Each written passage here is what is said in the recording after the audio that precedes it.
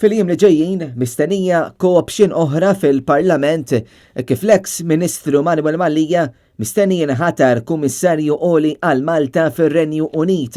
Din mhux l-ewwel darba li kien hemm manuvri biex jidħol xi ħadd ġdid fil-Parlament fi kliem ieħor co-option fil-grupp parlamentari tal-Labor. Fl-aħħar elezzjoni ġenerali Manuel Mallia kien elett f'elezzjoni każwali fid-9 distrett. Dan ifisser li l-persuna li se toħod li postu tista' tintgħażel b'co-option.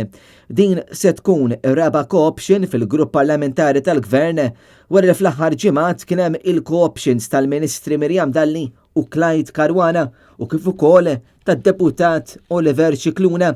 Clyde Caruana u Mirjam Dalli huma żewġ ministri li ġew co-opted fl-aħħar xhur tas-sena 2020 u ma ħadu post l-eks Prim Ministru Joseph Muscat u l-eks membru parlamentari Etienne Grek. L-istorja ta' Oliver Scicluna hija ftit differenti kif ma reżenja tal-eks Ministru tal-Finanzi Edward Scicluna saret elezzjoni każwali u hemm kien elett Gavin Gulija, iżda Gulija reżenja mal-ewwel u ħadlu postu Oliver Scicluna. Ħafna issa qed jistaqsu min huwa dak li se jieħu post Manuel Mallia kif Mallia se jkun qed jieħu post Joseph Cole fil-ġimgħat li ġejjin.